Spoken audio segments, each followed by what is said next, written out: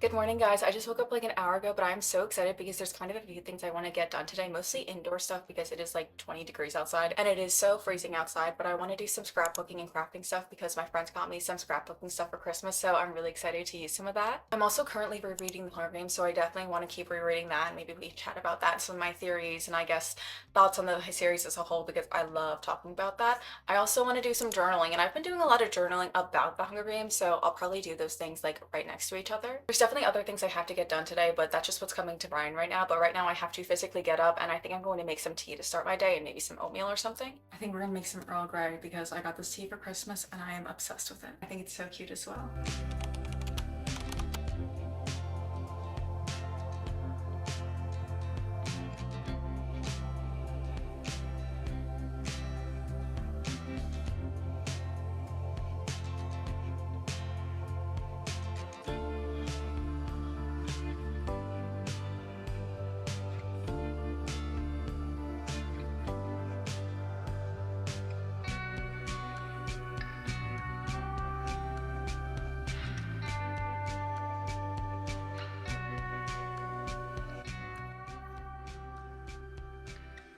Okay, I'm back. I'm so hungry, so I'm so excited to eat this. I made oatmeal and I just added apples and cinnamon and a little bit of maple syrup. Let's mix it up and do a taste test.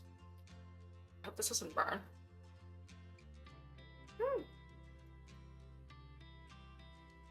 It's like the perfect temperature and it's also really good. I'm just happy it didn't burn my mouth because sometimes I eat it too quickly and then I just scorch my taste buds. So I really wanted to print out some pictures and pick them up for scrapbooking, but it is like 20 degrees outside or like negative 20 degrees outside. It is so cold and the wind is so fierce and I'm supposed to go out later with my friends. So I don't really know if I want to go out twice in one day because even though that's not a big deal, it is just so cold. When I go outside, my eyes are watering and I can't even feel it. That's how cold it is. And then it looks like I'm like crying and all my makeup is off my face. Speaking of makeup, I probably should put some on after this. I do also have to tidy up my room. Well, not my room because I share a room with my two sisters. I'm the middle child. I have an older, younger sister, and we all share a room. So that's as fun as you think it is. But I have to clean up my kind of like corner of the room eventually. Not really clean, more like tidy from things from last night, like pick up my stuffed animals and fold my blankets and stuff. But I do have some laundry I think I have to put away, so I should probably do that too. Right now, though, I think I'm just gonna read some Hunger Games. I've been literally annotating and adding some notes and stuff because I think I might want to do a video talking about that, but also I just thoroughly enjoy like annotating and analyzing books, especially The Hunger Games, because the series is the series that made me love books and reading. So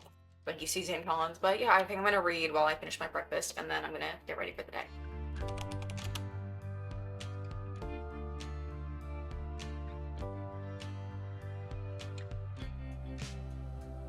Okay, I just got to one of my favorite parts. It's when Katniss is telling Peeta about how she got Prim's go, and I just love that story so much. I have a little post-it here that I'm going to talk about. This is one of my favorite scenes because I feel like it shows just how much District 12 really respects Katniss even before she volunteers for Prim. In the movies, it makes it seem like the entirety of District 12 respecting Katniss is purely because she volunteered for her sister, and that is like so far from the case as we learn in the books. I mean, her relationship with her father and hunting and Prim and her mother, like there is just so much history that we just don't see in the movies that is so upsetting. But I really like this particular scene because it shows different people all like standing up for Katniss and respecting her. On my post-it I have Gracie Say wants Katniss and Gale to get the highest price and sent them to the butcher Ruba. Gave them a fair price and a couple of Venice steaks on the side they could pick up after butchering. And then Ruba lets Gale and Katniss have the goat because she's the one who's like supposed to buy it from, I don't know, I guess like the butcher or the goat man. Because Ruba was originally supposed to buy it from the goat man, but she's like, oh no, that's too damaged. And she gives Katniss like a little wink as she walks off. And I just think it shows like even before she volunteered for Prim, she had the district's respect and love. I have another post-it in the beginning talking about Katniss struggling with relationships because she loathes the idea of owing anyone, and we see this a lot in the books, but she sees a social network as like a means to an end because she is like purely focused on keeping herself and her family alive and safe. That is her main focus throughout the entire series, you know, keeping Prim safe. People, one, respected her father because he was like loved and respected by the town. They respect her because she was able to kind of like pick up her family and keep them going and keep them alive, because without Katniss we know that they wouldn't have survived. Like, she literally says that. And also she literally helps feed the town with hunting, so I feel like that alone makes the town more appreciative of her, which I suppose you could consider as transactional as well. But I think there's also a level of care that goes with not only keeping like her family fed, but she wants to keep like everyone fed. She doesn't want the district to starve. Like, she puts her family first, but she does like sell and hunt for everyone. She's also the butcher. You know, without her hunting, the district would not be nearly as fed as it is. I just think it's so funny how Katniss is like, oh yeah, everybody loves Prim and my mother, and they just talk to me to get meat. Like, no, girl, they like you too, I promise. But she's also just a teenage girl, so yeah. She is one of my favorite characters ever. I mean, this is my favorite series, like I said earlier, but her character, like, is just something that inspired me to be like, I don't know, different. And it also inspired me to read and be more like independent, you know. I don't want to blab too much about the series because I think I'll make an actual video talking about different topics about the Hunger Games, but I could yap about the Hunger Games forever. Just changed my top, so now I'm going to do my makeup and watch some Criminal Minds and get ready for the day.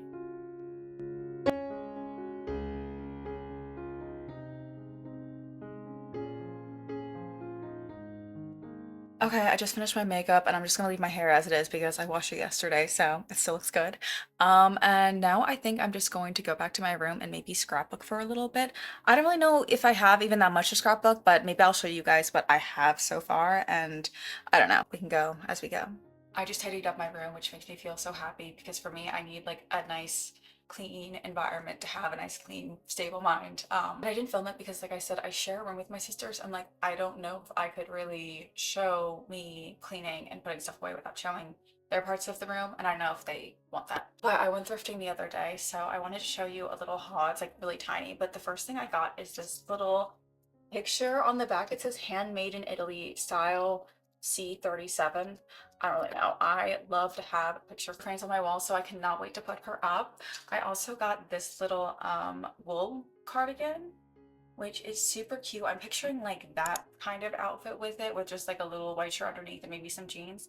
I think that's super cute.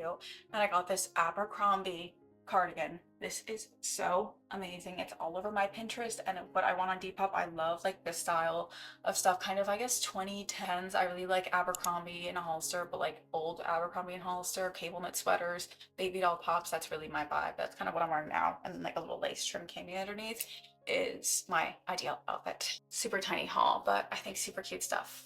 For 2025, one of the things I want to do is get a lot more crafty, and I've definitely been succeeding in that. Like for Christmas, for instance, I was decorating people's presents with more personalized things, or my friend Maddie's birthday just passed, and I made her birthday wrapping kind of like, you know, personalized and cute to her. She really loved it, and I had so much fun making it, and I had so much fun because I knew she would really like it, so I'm definitely a gift giver when it comes to love languages. And I also made my friends photo collages for Christmas. I don't know if I have any pictures, but if I do, I'll put some here. I think I might have some pictures like as I was making them, but maybe not the finished products. And I think it's so fun to not only receive gifts like that, but to make gifts like that, because for me, I feel like it's become almost like a hobby, which is a good thing because that's another thing for 2025. I'm trying to get into a lot more hobbies and kind of stuff that I can do at my house and not spend money so much. Obviously, you have to spend money on hobbies, but for me, the hobbies I have, I find that I can thrift most of the things I need for them. For example, like scrapbooking, I can find a lot of stickers and pages or cards in thrift stores that I can just, you know, like cut out and use for scrapbooking. There's so much cute stuff there.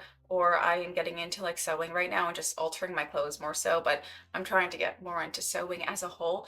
And for that, I can just thrift fabrics or thrift clothes that I want to do like a thrift look for. And I think that's kind of the hobbies that I want to get into this 2025. Even though I also want to start doing hobbies so I can meet more people, but since those are hobbies I do at my house, it's kind of hard because, you know, those are kind of like hobbies I do alone. You know, I need to be in my alone space to craft, you know. Although my friend's mom says that she goes on scrapbooking like weekend trips, and I feel like that could be something I'm definitely interested in, but I just don't know if the people would be like my age, which isn't necessarily an issue, but like I feel like it would be fun to have like girls or people my age that scrapbooked. Another good hobby, journaling. I got this thrifting and I absolutely love it. I think it's so cute. Like, I want to live there. Anyway, I think I'm going to do a bit of journaling right now. Just what's been on my mind. And this is something I also want to do more in 2025 because I really like the idea of looking back on my old journals and rereading like I don't know, rereading my year. I think that's so fun. Like I've been journaling for maybe a few months, but I haven't been too consistent. But I think it's so interesting to go back and read old journal entries because like I don't know, I think it's interesting. And I don't just write about sad stuff. I kind of write about like day-to-day stuff too, or like poems I like, or I don't know, anything that really comes to mind. Or like I said, I write about the Hunger Games too. I write about books I'm reading. So yeah, I'm gonna do that for a bit and yeah.